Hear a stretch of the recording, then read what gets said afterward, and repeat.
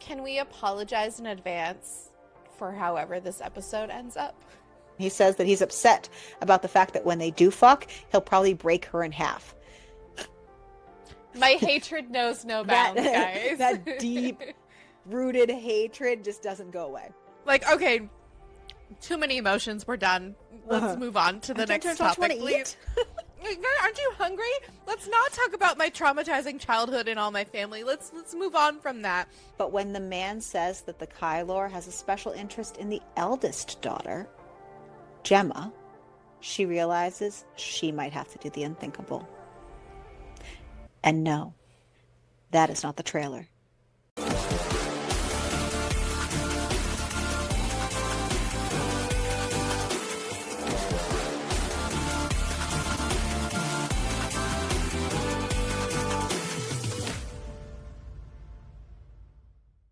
Hello.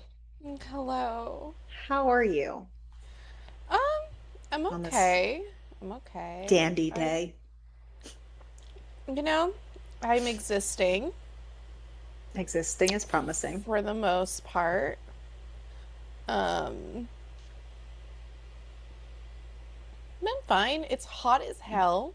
Mm-hmm. It's only going to get hotter. Mm-hmm.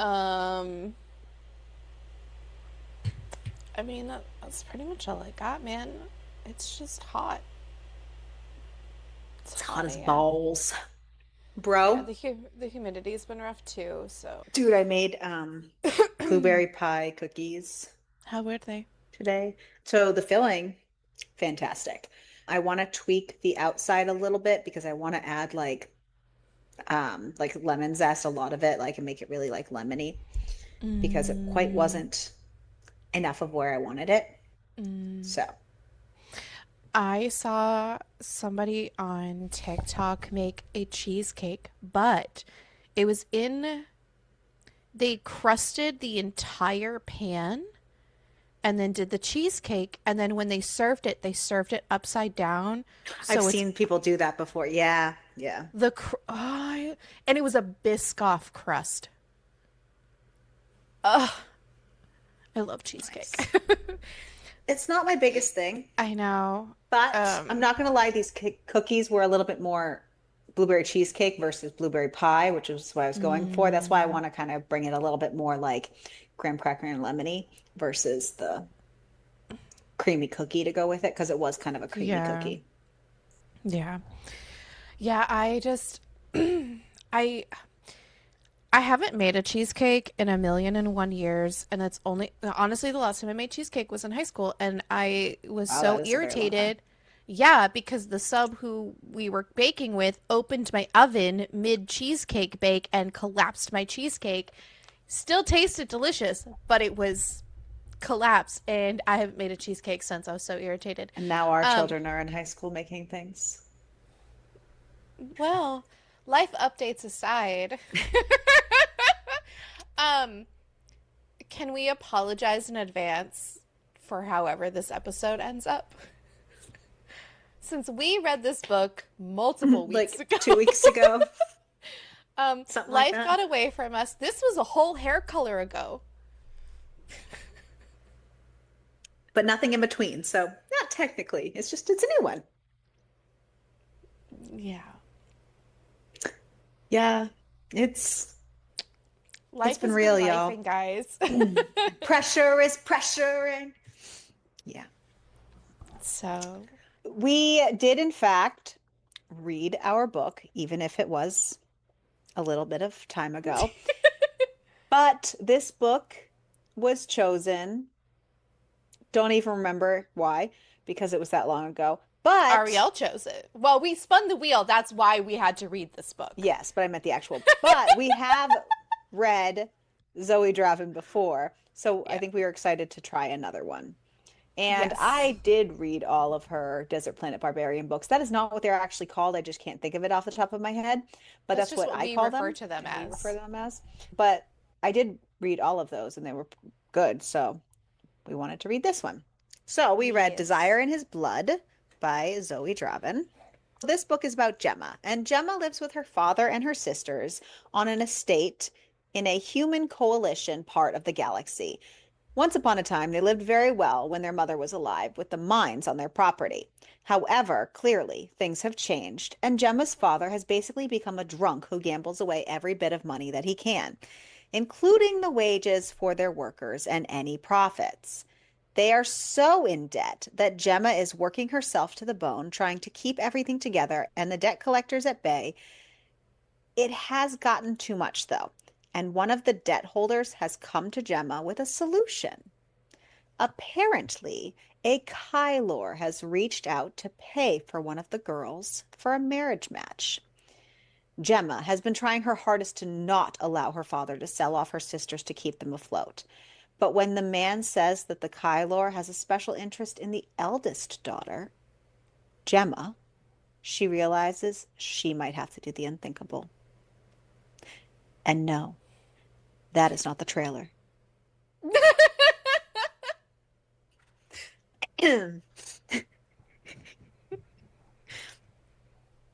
What's worse is when she gets home, her father has also been contacted by this man, and her father is very happy. I fucking hate her Gemma dad. Fuck off, is bro. going to marry this man. Gemma is going to save them all. Gemma is fucked. And didn't her dad not originally know that it was a Kylor until she's like, you Yeah, understand this no is what it idea. is? And he's He like, doesn't care as long as there was a match, as long as there was a way out of their solution, out of their debt. Solution get out of debt. fucked. Mm-hmm. It may have been a couple weeks since I read this, but I vividly remember that part. Like Hating I the was like, father. I hate Yeah. you. My hatred knows no bounds, that guys. that deep rooted hatred just doesn't go away. I forget so much, but my hatred for people never goes away. It's nice when that happens. 3 days later, and Gemma and her father traveled to the meeting point on a neutral planet for them to be married. And she's married to Azur without even a word to each other, simply signing their names in blood when told to. Though the winged, gigantic alien seems dressed and ready for battle just to be wed. So that was not the greatest sign. And then it was done Nah. immediately. He grabs Gemma, leading her out of the room, passing her off to Riven, her new husband's ambassador that accompanied him as a witness to the wedding, who brings her to a room on their ship and tells her that it'll take 3 days to get to the planet of Kryn. Tells her her belongings will be given to her once they're searched and leaves her alone in the room, closing the door. For 3 days, Riven comes to unlock the door, bring Gemma a meal 3 times a day, and that's it. On the last day, the third day, Gemma wakes to find Azure watching her. She's heard all the horror stories about his kind, how they're basically berserker vampires, and naturally she's scared and worried of her future. He grabs her by the hair, twisting her head to look up at him, and tells her to remember the way she feels, basically trapped, her blood rushing, desperate to get away from him, that's how she will feel for the rest of her life. He gives his word about that, and he extends his fangs, puts them against her neck in a warning before he releases her, saying that he will break her, that it's only a matter of time. She needs to wash herself, get dressed, and make herself presentable, that they are descending. He wouldn't Yeah, want so his I'd own wife be to jumping out embarrass a him. window. When they arrive on the planet, it is beautiful. Nothing like Gemma expected it to be. And they're greeted by what seems like all the house staff. And as Azure checks in with the lead staff member, he calls a young girl forward and says that she is to be Gemma's, basically handmaid type of thing. Mm-hmm. Her name is Ludane, and she brings Gemma up to her rooms to get her situated while Azure goes to check on the border. When he comes back, he goes straight to Gemma's room because he flew there, so he needs to recoup his energy, and he's going to feed. And if he's going to feed, he's going to feed on his own wife because she's there as some revenge plot, basically, for some kind of wrong that her family did that has not been uncovered yet. And he goes to her and basically tells her it's her job to let him feed from her, and she's basically like, fine, get it over with, It's just a blood which bag. he didn't expect. No, he didn't. She's like, basically like get it over with. And he does, but they both derive pleasure from it, which he did not expect. Which means that literally the person he brought there as his enemy to basically destroy is his bloodmate.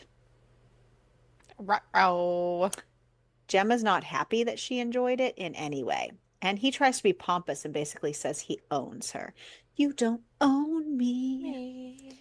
She tries to tell him to leave, that he got what he wanted. And he says she can't dismiss him and not to forget who he is. And she says she's not going to forget. He's the man who bought her, the one who thinks she's an object, a meal, someone to torment whenever he wishes. He kind of flashes back with it didn't seem like she was being tormented when she moaned. And she just That's tries not to how that. get him to leave and pushes at him. And he traps her and she just like balls her fists and wails on him until she just breaks. And she feels so alone and desolate and lost. And she just begins to sob and tells him, pleads with him to go away. He finally does. He goes out the balcony and flies up to this special spot on the roof that used to be his father's little hideout, and now it's his. And he basically smokes like their version of like pot, I Yeah. guess. It's, I don't know. Drugs. I don't know, Yeah. man. He's all twisted in his mind. He feels so powerful with his bloodmate's blood within him. And he's also hearing her sobs over from her room. And it's like punching him in the gut. He wanted her miserable. That's what he wanted. But it doesn't feel right. And he starts to wonder if he took everything too far. No. His sister Kalia finds him, and she's very angry because she didn't even know he was back until she saw Ludain bringing up his bride to her rooms, and she's super upset about it. Why is he putting her in the family wing? It's not like she's really his wife. Azure almost tells her everything right there and what she really is, now that he knows she's his bloodmate, that she is his Kairana. And Kairanas are held in the highest regards in the Kai lore. And a bloodmate for the Kaisar would be considered a blessing from the gods. Instead, Azure just takes a breath and tells her that she needs to behave herself. He tells her that if she truly wishes to leave, if Gemma's presence is uncomfortable for her, she could go spend some time with one of their other brothers. She says she's not leaving her home. So he says just try not to be cruel to her. So on the whole planet, there are different sections and territories, and Azure and his brothers basically run different territories, with the like main territory being the one that Azure runs, like the capital, basically. In the morning, Ludain tells Gemma that the Kaiser, or Azure, requests her at breakfast. Gemma had herself all up in nerves because, goodness, if he has to feed again, she doesn't know if she can endure it. Then she gets to the table and they're served food, like actual food. And she's like, what? The Kylor eat food? And he's like, of course. She doesn't understand why he drinks blood then. And he says, well, others drink wine. And imagine if when you drink wine, it gives you energy and strength and tastes like the best thing you've ever had. Food is a supplement. Blood is life. She asks him why she's there. He tries to say for breakfast, but she's like, no. Why did he seek her house and demand a daughter of House Hara? He says instead of asking questions, maybe she should be at his feet in gratitude for what he did for her family. But he knows she won't because she has too much pride for that. She's basically like, fuck that. Gets to his feet and offers her wrist. Because that's all he wants from her anyways. Right. He tells her to be careful what she offers because he will take it. And then he sinks his fangs into her wrist. He shouldn't be feeding from her because he already took quite a bit the night before, but he's not going to back down from a challenge. And they both definitely feel pleasure from this feeding once again. until he sees Gemma sway and he stops. He says he needs to leave, that he'll be back the next night, that she needs to stay out of others' way, but that she may roam the estate, and the estate only, not to venture into any of the villages below. She should probably rest up because he'll be ravenous when he returns. Gemma finds a couple things to entertain herself with over the next 2 days. First, she saw that some of the flowers and whatnot on the terraces were not in the best of shape and could use a little love. And then she stumbled upon a worker in an office who sounded very frustrated and upset while he was doing books for their harvest. Apparently, he misplaced his calculations and has to do them all over again. And unlike where she's from, they don't seem to be doing things electronically. Everything's by hand. They harvest lore on this planet, which is like the pot-like stuff that Azure was smoking with his little pipe. And it affects all kinds of species differently. It only grows on this planet, so it's pretty high in demand. So, since Gemma did all the books for the mines, she tells the man Mazin that she will help him. At just about midnight the next night, Azure returns. He basically busts through the terrace doors, his red eyes looking feral enough to scare the shit out of Gemma, who runs. He chases her down, pushing her up against the door, and says that he hates this. He doesn't want to crave her blood, but he has thought of nothing else. She doesn't understand why any of this is turning her on as he bites her neck. She tries to stop it, but she can't as an orgasm rips through her body. Azure laughing against her neck, grinding himself on her. And just as she's about to get there again, he retrieves his fangs and flings himself from her. And when the self-loathing doesn't come to Gemma, she just tips up her chin and tells him she will not be shamed. She's dealt with it enough in her life, and she refuses to feel it with him too. He says exactly what shame has she felt. The lifetime of her father's greed, the shame of hiding her family's ruin from nobles. Gemma tells him he knows nothing. But he says he's heard all about the Hara daughters. They're all spoiled rotten, spending credits they don't have, frivolous things that they don't need, while the father begs for money. Desperation has a particular stench to it.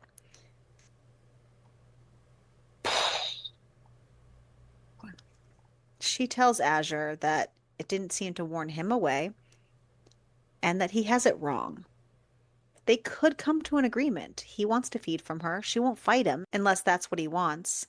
And then she will be. And she won't ask much in return. She just asks that he doesn't keep her prisoner, that she's free to spend her days as she wishes. He says fine, that he'll need multiple feedings a day. She'll need to be on a supplement. She says she can do that. She won't go anywhere, that he forbids her to, but she would like to explore the village and down to the sea. And he says she can do that, but with a guard. She will not leave the grounds without permission. So that's that. And at the next morning meal, he wants her neck on display so everyone can see his bite. And he's not even at breakfast the next morning. But Gemma basically wore a turtleneck in defiance, so neither worked out for either of them. So instead, she goes back to Mazian's office to help. She chats with him as they work, and they work all morning into the afternoon until she realizes she's really hungry because she didn't really eat anything. They'd been too busy working and talking about the planet and all the territories. So the capital that they're in is called Laris, and she asks all about who runs the other territories. And so she learns about the brothers as Azure walks in and says that that's how it is. Then he asks Gemma what she's doing in there. And she says she's helping to organize the records. He says she's not allowed in there and tells her to come now. When she doesn't move immediately, Azure walks into the room and tells Mazin to leave. And after a little hesitation, he does. Azure asks Gemma if her idea of submission is betraying him. She says she was just trying to be useful and be out of his way. He says if he wanted her to work, he would put her to work, that these records are off limits to her. Does she not see the irony of letting her handle the record keeping for their most profitable export? She tells him that the debts were her father's. She did what she could to keep them safe and the best that she was able to. She knows numbers. They don't lie. He asks if that's why he had to pay off her massive debt. She asks why he hates her so much. What has she actually done to him? The contract, Valid fucking question. right? The contract they signed in blood was for life. There's no escaping this. She is trying. Does he just want her to wander the halls and do nothing but wait to be his feeding bag with no purpose? After some silence, he asks how the debts came to be then. And she says that she thinks her father had a long history with collectors. There were signs now looking back before from when she was too young to understand. Maybe even before they moved to Colas. That's where they lived. They used to live in a place called New Iverness, which was a small planet that was deeply divided by wealth and poverty. And her father was on the poor side, a poor soldier, and the mother was from a nobleman, and her family protested the match. So instead, the two of them kind of ran away and bought a small house with some land. And it wasn't long before their horses started to disappear, and things would randomly go missing from around the house. Valuables, heirlooms. And then the war happened, and then they were only worried about his return. And when he did, he was decorated with medals, and they moved to Colas, a gift from the new Earth forces. And for a little while, everything felt perfect. Things began to disappear again, though.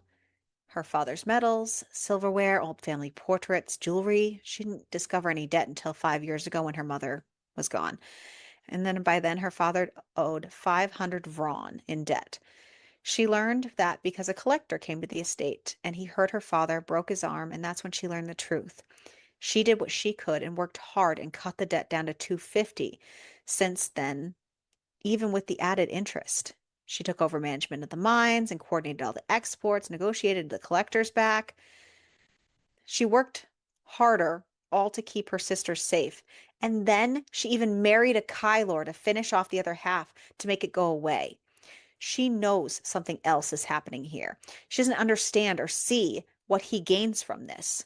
She works hard and would like to help. She can with his record keeping. His way is so old and outdated. She can make it easier. She can streamline it with their hollow system.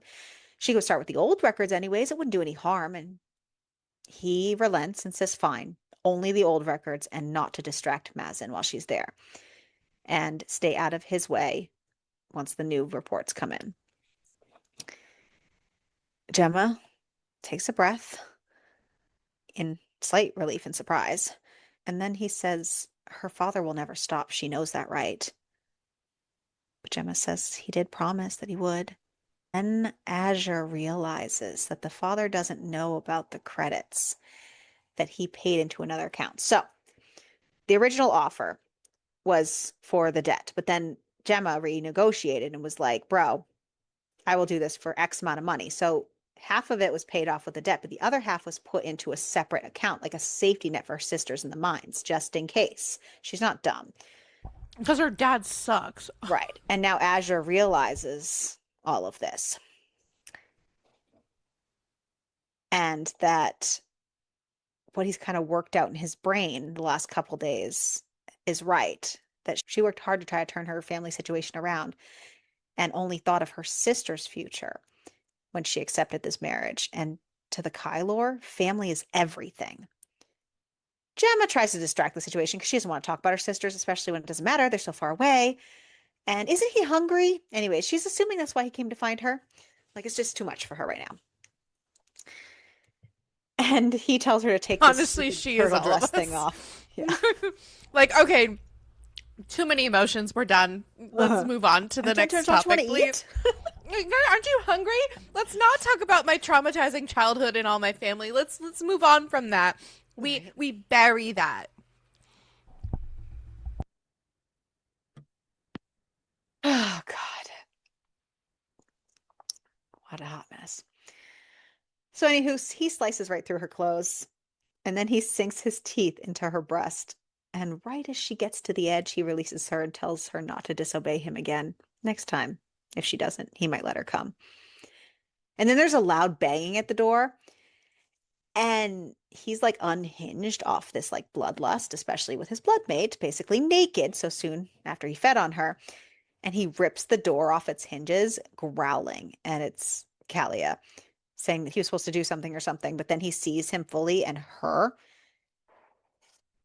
and says, no. And then spins around and runs down the hall.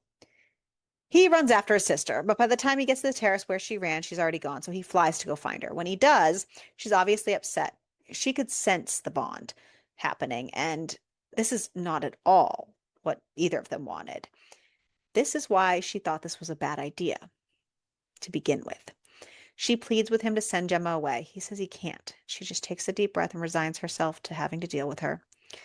The next day, Kalia finds Gemma weeding at some flowers and the vines growing up the terraces, and she freaks the fuck out.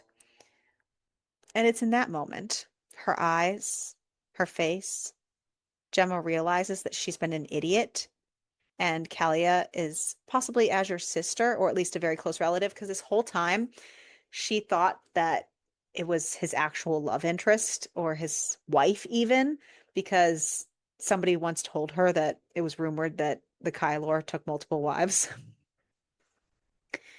And no, it's his sister. They look so alike in that moment that she just gently says to Kalia that she's trying to help the plants, that they're dying, and if they're not cleared out, they won't grow. And after a bit of questioning, Kalia admits that they haven't been tended to in over a year because they had hired a gardener and he ruined a bunch of them, and they don't even want to allow the possibility of them being ruined again because they were her mother's.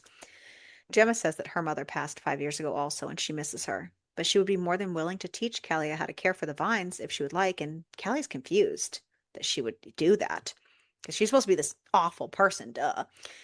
But after a few moments, she tells her that she would like that, and they spend the next 3 days working on them together. Part of the deal, exchanging the clearing of the debts for marriage, Azure bought the deed to the Hara estate from a debt collector. He originally was going to sell it off to some skeezy landlord and have everybody kicked out, but he's going to hold on to it for now. He also received news that Gemma's father had reached out to open a new line of credits, and he tells his people to stop the deal and make it clear of the father's connection with his family, and also to let Gemma's father, whose name is Rye, know that if he tries it again, it will be a breach of his agreement. And then he goes to seek out his bride. When he finds her, he's mesmerized by her sweating over the plants and with Kalia, and tells her to leave them.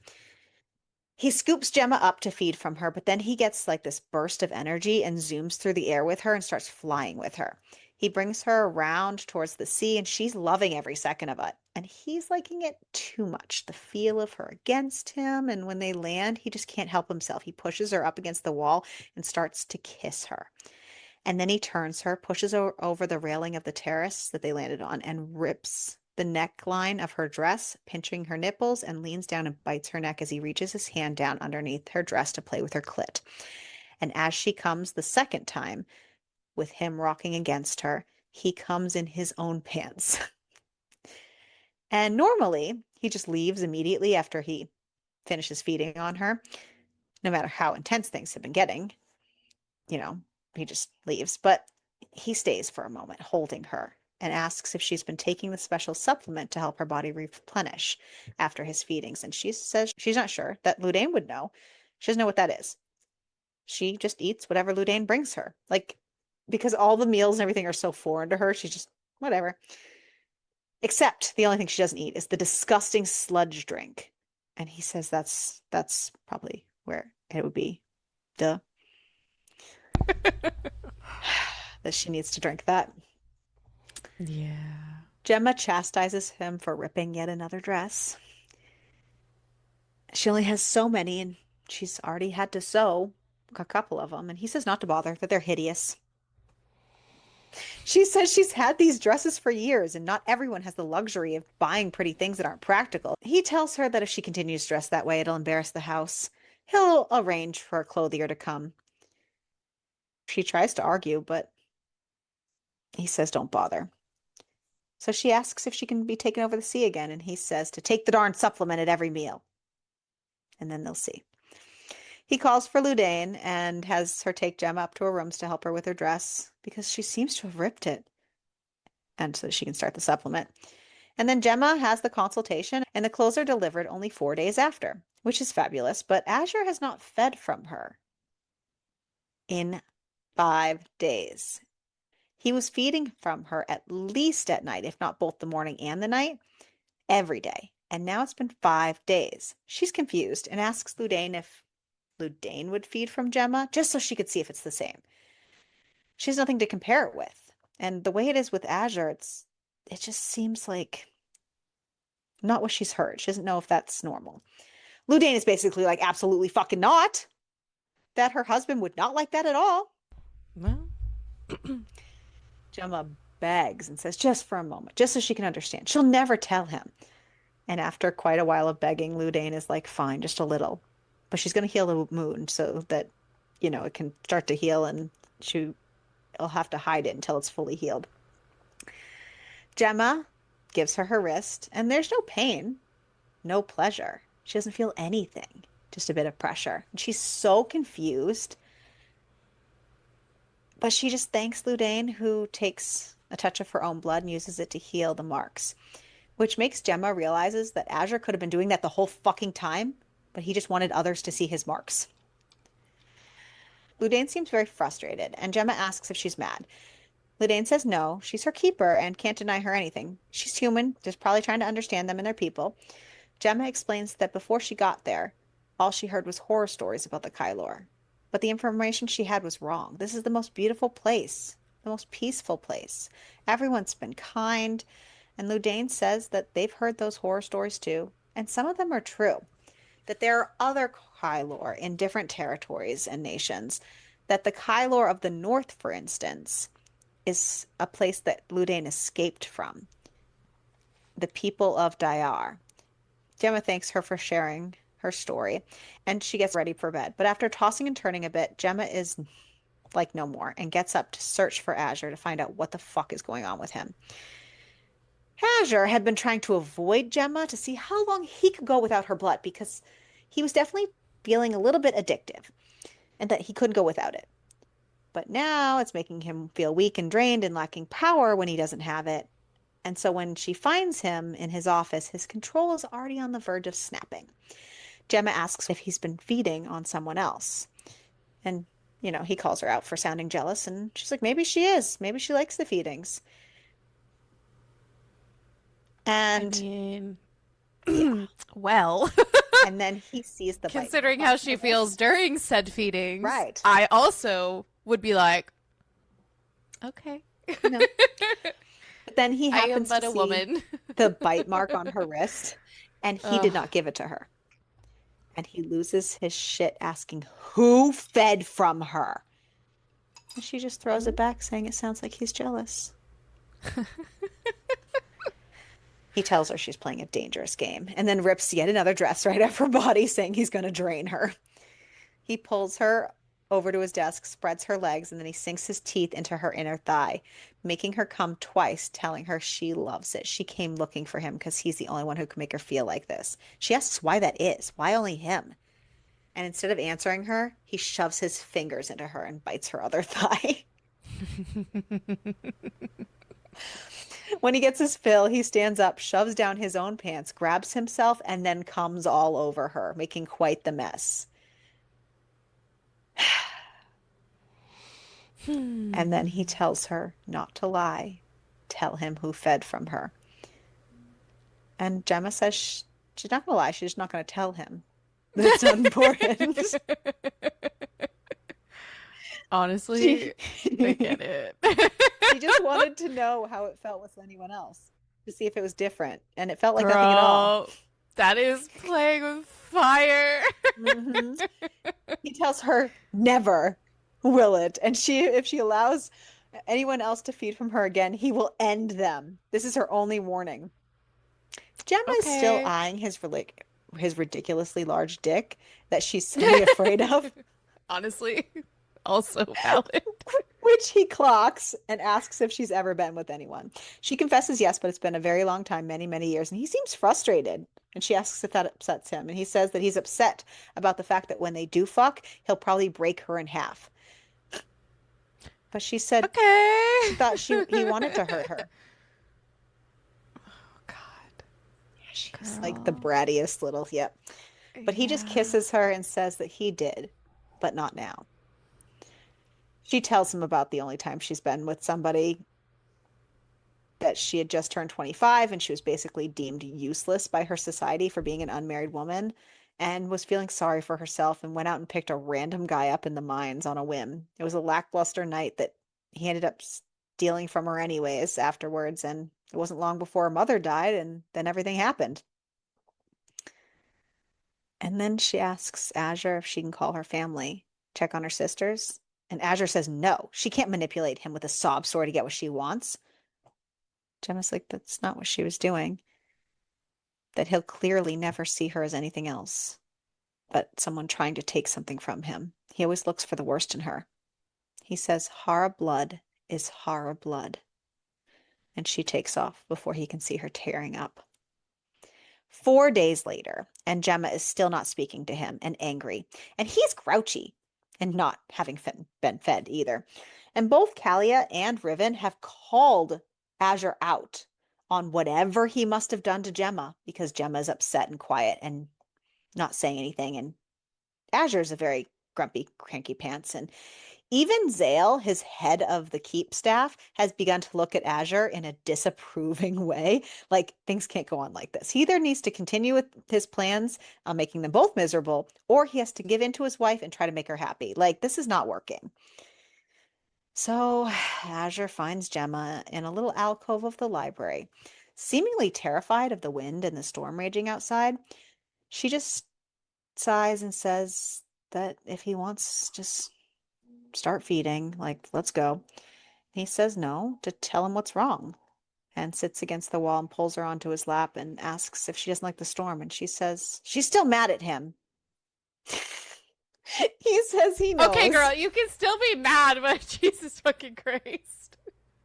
She's like the brattiest brat to end all brats. She is us. We're the brattiest brats to end all brats, unfortunately.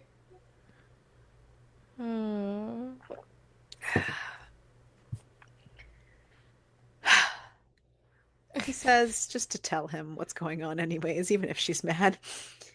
She says he'll just use it against her, like everything else, and he says he can understand why she feels that way.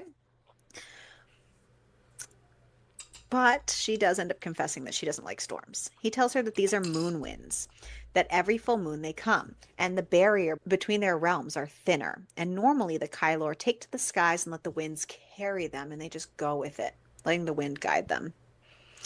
He can't really describe it fully, but he was hoping to show her that he told her he would take her flying again. He can show her the world. Sorry. Basically, that's all I thought of too when that happened. Yeah. I can show you the world. Shining, shimmering, splendid. She is terrified of this storm, so he says maybe next month. She doesn't seem pleased that this happens every month, but he tells her that the keep has withstood the moon winds for generations. It will not fall on her. She asks about the barriers between realms thinning. Like, what does he mean by that? And he says that their souls live in different realms. The living realm they call Nyan, and in death they pass to the next realm that they call Alara, the after realm, and that there are places in the keep where it feels more tangible at certain times. There is a third realm, Zyos, but they don't speak of it usually. It's the realm of the lost or forgotten souls that have been stained or taken souls that need to be guided back to Alara, or else they face an eternity of wandering and despair, forced to live their darkest moments over and over again until, if they're lucky, they're guided back to their families, to their blood in the other realm. Gemma says she doesn't like storms, that her mother died in a storm as she drowned herself in a lake behind their estate 5 years ago.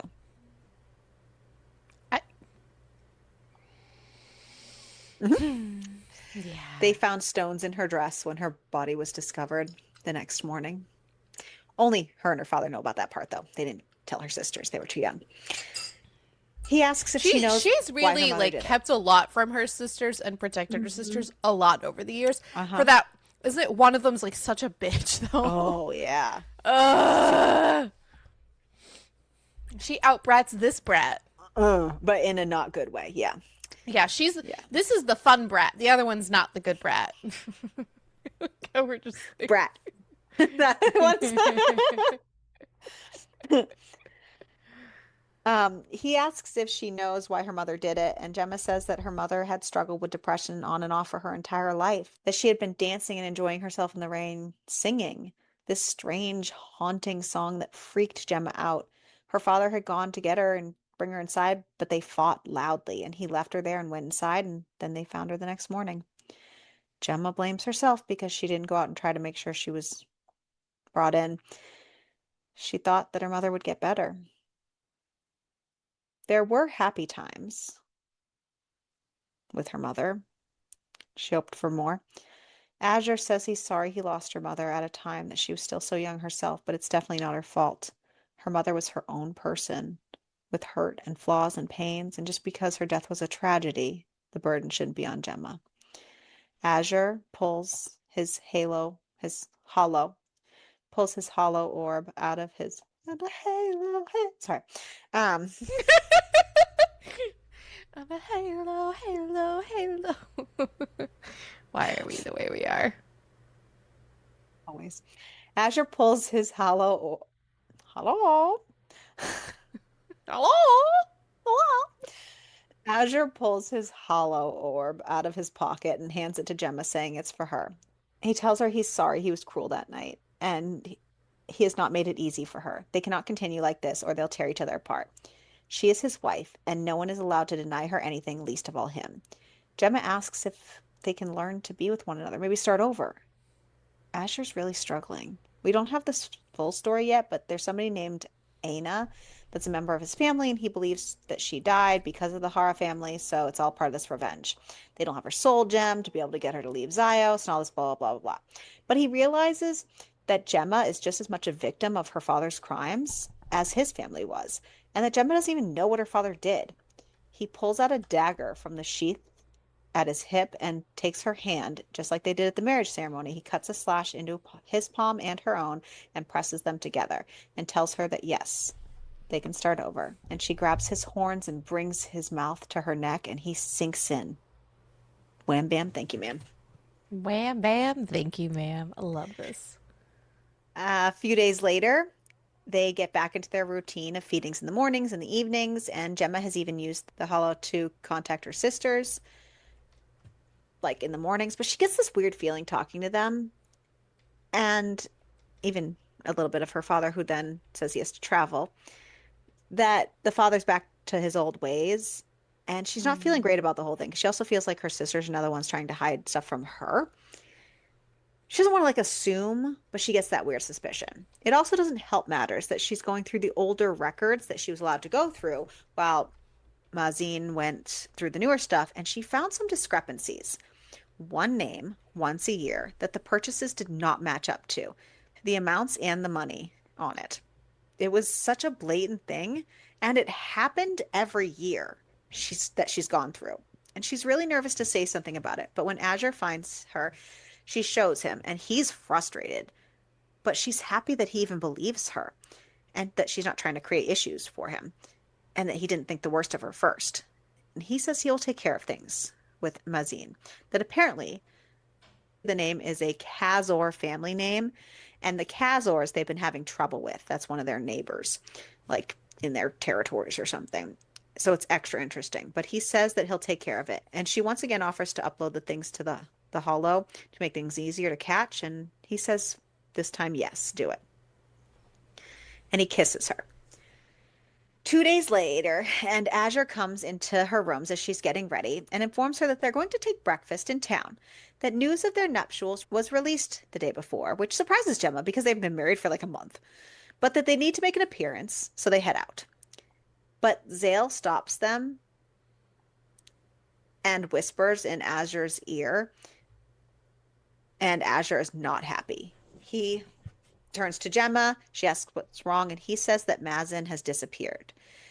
He must have seen that the records were missing and took off, that his room's been cleared out, that he must have a connection to the Khazor and have been supplying them the discount to the lore so that they can resell it or whatever. And he says he's going to have to go after Mazin, but Gemma pleads with him not to, that he's very young and he doesn't deserve to die for a mistake, which Azure says it's betrayal, not a mistake. But she asks him please, and he says he'll think about it. She thanks him for telling her the truth and what was going on, and she appreciates that. And he says that he will try to be more honest with her going forward. They continue to the village, and she asks if they can get steam cakes from Ludane's mother, who makes them in the village that she's heard Ludane talk about so much.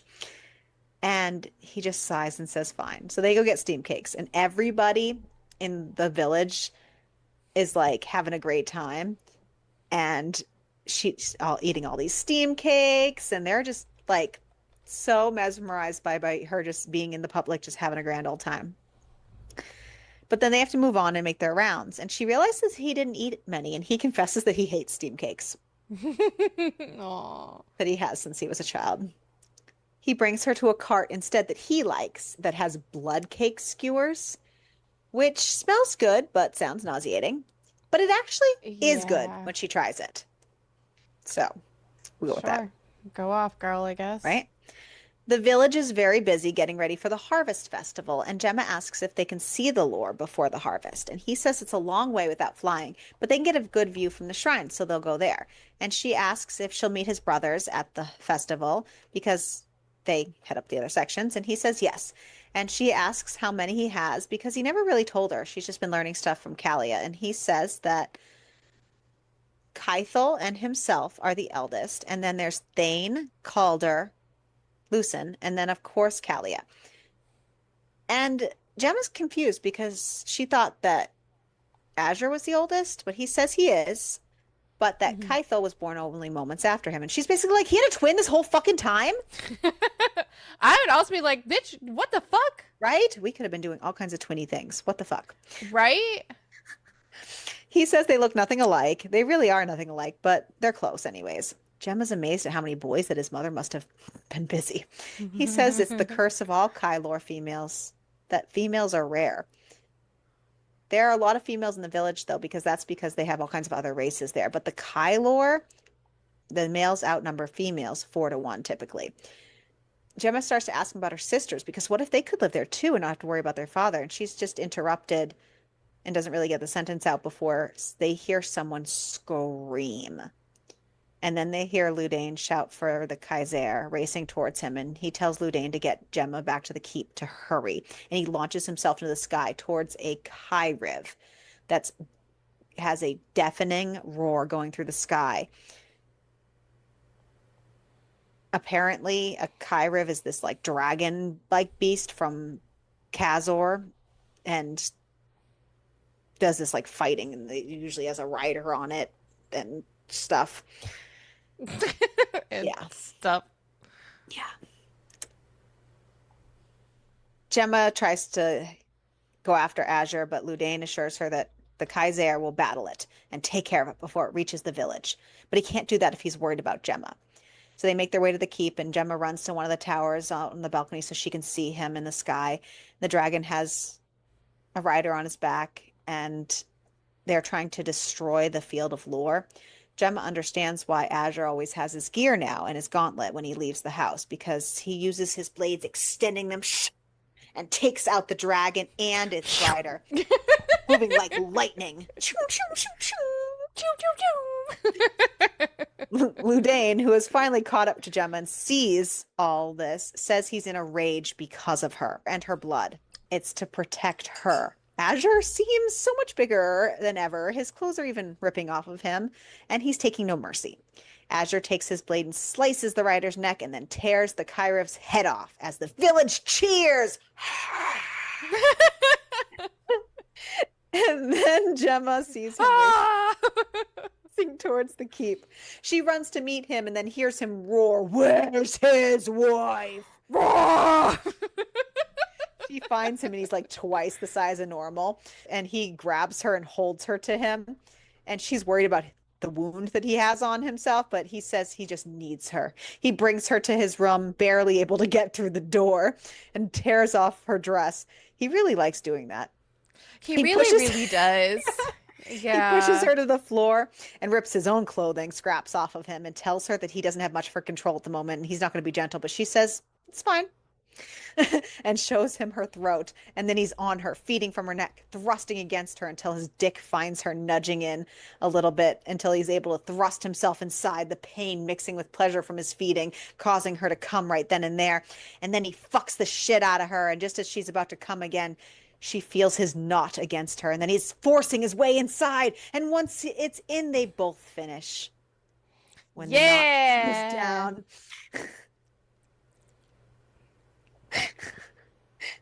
when the knot goes down enough that he can pull out, she asks if his rage is over, and he says no. She asks how long it lasts, and he says as long as he wants it to. But in reality, it's usually like a day. But he can extend it and all this fun. He flips her over on her hands and knees and sinks back into her, not holding back, fucking her into the rug until they're basically flat on top of each other. Him telling her that they'll be like this all day. And she says it's only morning, and he says exactly. When Gemma wakes up, it's after midnight, and they're still attached. Azure has fallen asleep, and as she pulls herself off of him, that wakes him. He sees that she's a little worse for wear as she sees that he's fully healed. And he's worried about her being in pain. And she says she's fine. And then he takes his finger and pricks it with his fang and uses his blood to dab all her bite marks in areas that would cause her pain. And then he draws her a bath in a giant pool in his bathroom. And she's jealous of that pool. And he's basically like, these rooms are where she should be staying now, doesn't she think? And she says yes. And then he goes to get her food and tea and brings it back and sits in the pool with her. He brings her tea that has binding root for any pain or discomfort, as well as Meryl's wood, because her getting pregnant with his child is not an option for some time. The tea will help prevent that if she chooses to drink it. Gemma says she's not ready for a child yet either and takes a sip. She seems irritated, though, the way he brought it up, even though she feels the same in the moment, but still. And he tells her that he's still learning how to be a husband. He's going to make mistakes. Things are new to him, and she asks about people before. He says that she is his only wife. He's had other lovers before, short term, but she's the only one. But she just kind of gets in her head about how he's had plenty of lovers before, and theirs was obviously not a love match, and she just feels a little insignificant. He tells her that she is his Chirana and explains what that is and how she's his bloodmate. No one else in the entire universe better suited for him than her. He didn't know it when they got married, but once he could smell her blood, he thought it. And once he tasted it, it was like coming to life for the first time. That's how he took down a Kyriv alone, because he was fueled on her blood, the blood of his mate. Normally, it would take a dozen or more Kylor, and she's not even close to being insignificant. She's the best lover he's ever had, the best wife he's ever had, teasing her. And then he says enough, that he needs to taste her. He'll be gentle. He pulls her out of the water and onto the ledge and buries his face in between her legs. That's one way to end the conversation. A week later, and Gemma has not returned to her rooms. She has officially stayed in Azure's, and everything has been a blur getting ready for the Harvest Festival. Azure makes the welcome speech as the ball begins and introduces Gemma publicly. Gemma meets Kythel as he cuts in for a dance. He's intimidating, much like Azure was at first, but they dance and talk, and it seems like he assumes Gemma knows everything because his tongue is a little loose about Azure's thirst for vengeance, and he doesn't say outright what's going on, but he does mention her father and Aina, but that she'll have to ask her husband when she asks about it. And then they see the rest of the brothers gather around Azure. They walk over and she meets them. Most of the brothers are standoffish, but kind, except for Calder, who is basically like, he's not going to stand there and pretend that any of this is right. And that Azure made a vow to them, to their family, to their mother. And instead of using her blood to guide Aina back from Zyos, he's fucking her instead. Azure freaks out. Gemma's confused. Keithel's trying to get them all outside, that this is not the appropriate place. Kalia pleads with Gemma to help because he doesn't want Azure to go into a rage. Gemma finally gets his attention and tells him, please, not with all these people. And Keithel says he'll deal with Calder and tells Azure to go cool off with his wife in the smoking room. They go, and it instantly starts to relax Azure a little, but the effect it has on Gemma is different. So for humans, the lore is basically like a sexual stimulant. It affects different races differently. And She's really starting to feel it. And Gemma whispers to Azure that she's not sure if she can stay in there. Azure takes a few draws from his pipe and then says they can go, that he'll take care of her. They get to a more secluded place, and Gemma starts tearing off Azure's pants and then gets to her knees and takes him into her mouth.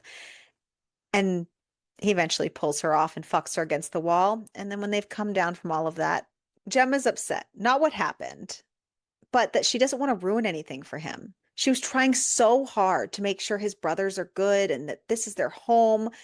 And she just needs to know what's going on. She wants to know who Aina was and why he actually married her, why he hated her. She wants to know the truth.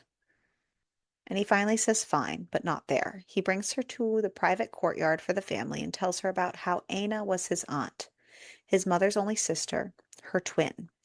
She was an integral part of his family and lived with them. She taught them how to fight, how to defend themselves. She died 17 years ago on Peiji, who were their allies, and another planet tried to take them over, and that's how all the alliances and forces got called in. And Gemma realizes that that is the war and planet that her father was sent to. And the only thing she knows of is that Peiji was overthrown, partly with the help of human soldiers. Her father came back a war hero after slaughtering a Kylor war general. That's how they got their estate. Azure says that Aina wasn't fighting. She was a peace ambassador. She was brought in after the final battle to negotiate on Peiji's behalf. That's when she was killed, murdered by Gemma's father. Gemma doesn't believe it. She says, no, why? That doesn't make any sense. Azure says they never knew exactly what happened, that just her death was undetermined. She went missing for a week and no one had seen her. She just disappeared. They hired every single investigator they could and they were never able to find her body. They only know she was definitely dead because her mother felt Aina's soul release. They knew the United Alliance had something to do with it, so they tried to bring up charges to get her back. The body is very important to the Kylor. They burn their bodies and compress the ashes to create a soul gem, and that's how she's able to go to the right realm. His mother only lasted 7 years after that without her, but it was 7 years of searching endlessly, tirelessly, and he vowed that he would be the one then to find her. And 2 months ago, a feed was recovered from a storage facility on the planet belonging to the United Alliance, and the video showed Aina with a human man identified as Rai Hara, as well as the rest of his unit, as he led the soldiers as they swarmed her, sliced off her wings, and then Rai took his plasma gun and blew a hole through her heart, dragging her body off the feed. And seeing that, Azure vowed he would destroy Raihara and everything he held close. He figured he would start with his eldest daughter. Gemma asks if he had planned to kill her. Azure says no, but he was going to use her suffering as an offering to their god to try to lead Aina's soul back, even without her gem. And when that was done, he would send Gemma back to her father and turn the video over to war crimes. He wanted the Hara name to suffer. Gemma doesn't understand how he can even look at her. He says it was his mistake to believe that she knew, that it was easier that way. She realizes they must hate her. He says he wanted to, but he doesn't, just the opposite. Gemma says she needs to see the video, and after pleading, he gives in and they go to his office and she watches the whole thing. The next evening, Calder finds Azure on the terrace. Gemma retreated to her old rooms the night before and has literally been sleeping ever since, not eating anything. Azure is worried about her. Calder apologizes and says that when Gemma feels better, he will apologize to her as well. He has been read in on everything, including the fact that it was because of him, basically, she had to learn everything the night before. Azure brings up a good point to him when he talks about how it's just raw for all of them, how Gemma made him think about it the night before when she just kept saying why. And he wonders that maybe they're going after the wrong entity. Why had a human unit of soldiers targeted a peace ambassador after they already had a victory.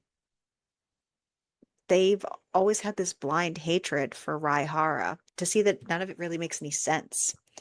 They were soldiers in war. Soldiers do what they're told. What they did was wrong and they should be punished for it. But there's a bigger picture. They're interrupted by Zale, who's telling Azure that Gemma's awake, but she's requesting passage on a ship to journey off planet as soon as possible. She's demanding to return to Collis. Azure busts through her room and just says no. Everyone else ends up trickling in with a commotion, and Gemma says she's not asking, that she needs to hear the truth from her father's mouth, that she needs to know why. His family deserves answers too, and she will make him tell her, and she will make him tell her where the body is. It's the least she can do. And if he won't turn himself in to war crimes, she'll do it herself. She needs a copy of the video, and she needs to do this on her own. He's still her father, even if the monster in the video is not. Azure tells her that her father isn't in Colas. He's on Jarika, that he's been trying to borrow credits, but he's been blocking it. Gemma says she'll call him from the ship and he'll return. The Azure can't come. He needs to be there for the harvest. She can store some of her blood for him, and he says he's not going to be without her. It's not her blood, it's her that matters. This one day has already been hell without her. Gemma says a little distance could be good to decide if this is right for him. That his duty is to his family. It's the best for everyone involved. Their marriage only happened because her father killed Aina, and it feels wrong. Let her set this right first, and then they can talk about them. And even though it feels like he's breaking on the inside, after a little begging, he says he'll have a ship ready for her and she can leave within the hour. Gemma makes it back after calling her father from the ship to demand he's there when she arrives. Her sisters greet her. First, they're happy to see each other, but Gemma needs to speak with her father. But before she tells them everything.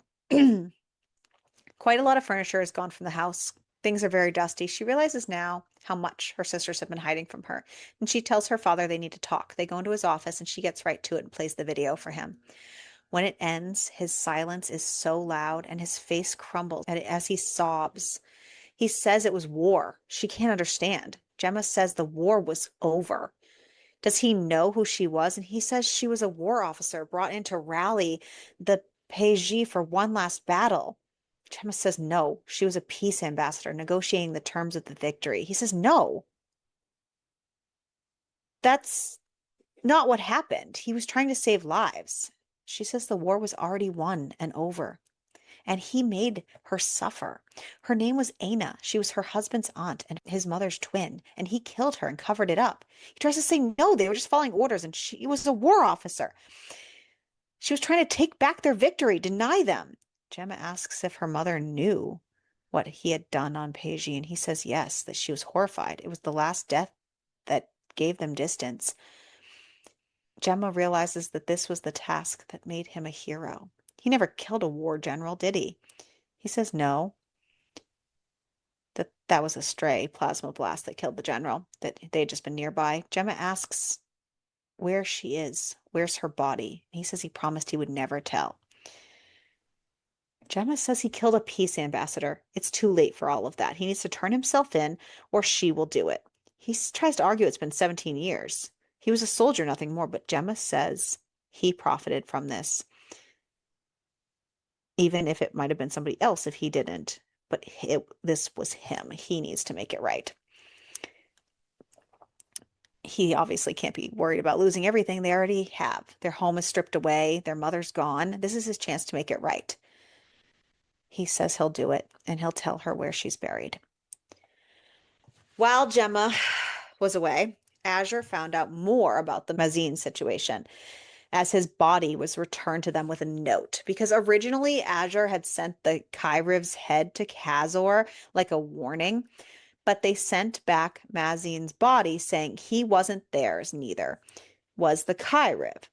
They find out that Mazin was a Thrike. It seems like they were trying to stir up trouble between the Kazor and the Kalium, and that clearly there's other things going on, issues with others. And then he gets an alert on his holo that officers have been dispatched to Collis to arrest Hara.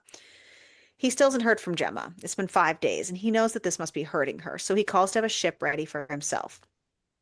He needs to go to her. 5 days after that, Gemma and her sisters are still struggling. They contacted their mother's parents, their grandparents that had pulled away from them with the mother-father thing, and they're on their way to help. The sisters had a lot of catching up to do, realizing everything that had transpired. Gemma had left a hollow message for Azure the night after her father was arrested and given him the location of Aina's body, but she never heard back from him, assuming he had probably immediately gone to Peji to get the body. But then there's a booming knock at the door, and there is Azure. Gemma launches herself into his arms. He's introduced to her sisters and her best friend, Fran. Gemma asks if he went to Peji if she was found, and he tells her that Kaldor is landing there soon with an excavation team. That Keithel and Kalia stayed behind to look after Laris. The sisters say it's late, that they can all talk in the morning, and they give Gemma and Azure some space. They both confess that they missed each other a lot, and that it was never a mistake to him, that they were fated from the beginning, and he will always belong to her. But he can have their marriage annulled so that they can be married again and start fresh, so nothing is tainted if that's what she wants. She says she'll be happy to marry him again, but they are already married, and he is her husband, and she has missed him every day. They go to her room and show each other physically how much they missed each other. She's panicked as they're about to finish, though, because they don't have any Marrow's wood there, and he says good. He should have never given her the tea. He should have just gotten her pregnant that night. That's what he's going to do now. She's his. In the morning, Gemma joins Azure on the balcony, and he says it's beautiful there. But she says that while it is, she'd be happy not to be there ever again. The problem, though, is that her mother will always be there. She didn't even want her buried there when she died, but her father was so broken and adamant about it. Azure asks what she wants to do about it all. Her sisters, the estate, everything. Gemma says she doesn't know. She doesn't even know whose decision it is. The estate was in her father's name. How does it work with his arrest? Like, who even owns the estate? Azure says that he should have told her before, but he owns it, and he tells her the story. The only thing her father refused to give up was the lake, but when he was arrested, that deed went to an open auction, and Azure bought it. He wanted Gemma to have the decision of what to do. They can bring her mother back with them if she wants. They can even make her a soul gem. Gemma says she'll ask her grandparents. She thinks they might want her to return with them, where she grew up. And they did want that, so that's what happened. And that the estate was her father's reward for Aina. She will not profit off of it. She just wants it to sit and rot. Azure says that her sisters and Fran are welcome to live in Laris, and Gemma says she'll ask them. 2 days later, Azure's hollow wakes them up, and it's a call from Calder. They found her. And then we have an epilogue of 2 months later. It was the night of the moon winds, and a storm was raging. But Gemma wasn't afraid.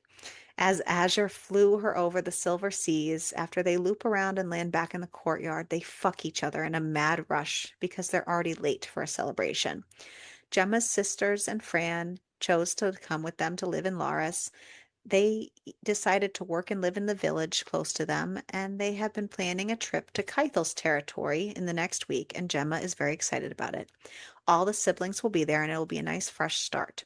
Azure and Gemma find their way to the shrine, and Aina's soul gem glows, as it has been doing since the first moon wind after it had been placed. And they could feel all the souls in the open air with them, celebrating. Azure tells Gemma that he loves her. She tells him she loves him too, and that is the book.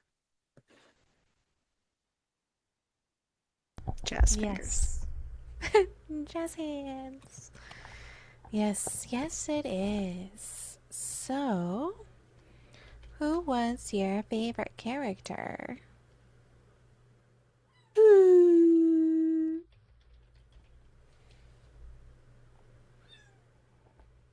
Not the cat. You go while I think. I also have to think about it. uh, So I really, and this is a silly side character, but I really liked the twin brother. He was just seemed like so just chill and level-headed. And I'm assuming his yes. book is next, so that's kind of cool. Okay. But as far as like We characters can we pick a had we more can pick a often, I know we we can didn't get much of a glimpse of him. Well, sometimes that's all you need. It's not that I didn't enjoy the main characters, but They weren't like your favorite. that one intrigued me. Yeah. Yeah, agree. Agree. Least favorite, her dad. Yeah. 'Cause and that one sister that's a bitch. She got better. She was young. I know, but still. Yeah. But no, her dad. Her awful. Awful. Awful human being. Boo. Ooh, nuggets. Boo. Boo hiss. Okay, so Amazon gives this a 4.5, Goodreads a 4.1, and Storygraph is a 4.02. What did you rate it? I give it like a 3.5. I rated this one 4 stars. Okay. I had a decent time. Yeah. I do like her a lot as an author. Yeah. Yeah. Oh yeah. Sweet And deal. let's see. For Peppers. The next book is Kythel. Peppers. Jalapeno maybe? Multiple scenes, nothing crazy. Multiple scenes, multiple holes, or a couple scenes, but maybe something freaky or extra. The fangs and stuff. I wouldn't, and the That knot. is true. Yeah. Oh yeah. So that'd be a Serrano then. Okay. Or we can even go in a half if we, Serrano and a half. Okay. Sounds good. I would or survive. I mean, however, you know what I mean, the middle of those two that you said. Yeah, like a jalapeno and a half. Nothing's in between those. It's a A jalapeno. jalapeno or a Serrano. Yeah, that's what I said. Jalapeno and a half. In between, like a jalapeno. Yeah, Gotcha. Jalapeno and a half. Got it. I'd survive just fine. I I probably would would also have survive. murdered a lot of people. Was it a one-handed read for I'm you? gonna say maybe, Yeah, maybe. maybe. It's in that middle. It's in that middle Mm, ground. yeah, It's not a no, absolutely. but it's a It's not maybe. a no, but it's not a yes either. Yeah. I got you. I got you. Look at that. And guess what? We don't have to spin a wheel because next week is our end of month chat. Already again. Oh my Crazy. God, it feels like it's come so quickly. Much like Gemma in this book.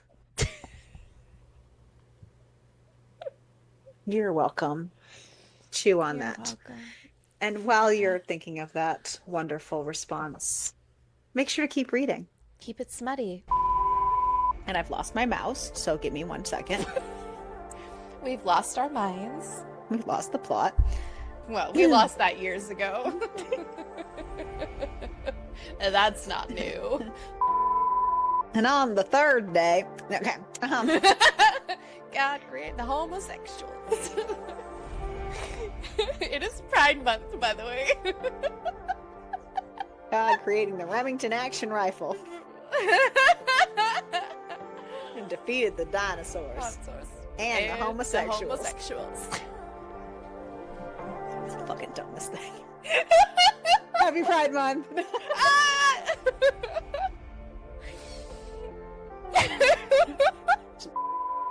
A week later. Oh, la, la, la, boop. A week later, huh? Yep, week later. A week later. A week later. Oh my God, again.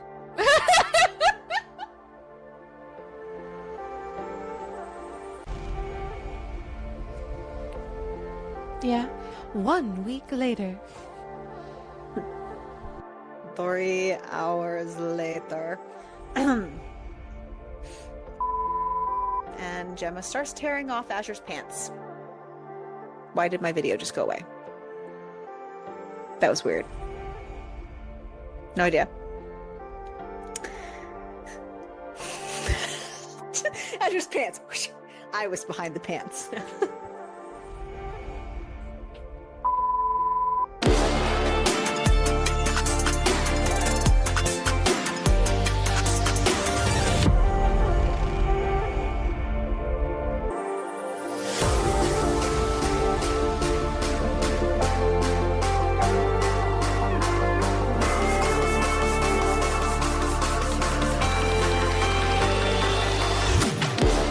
Oh, fuck. Oh, fuck.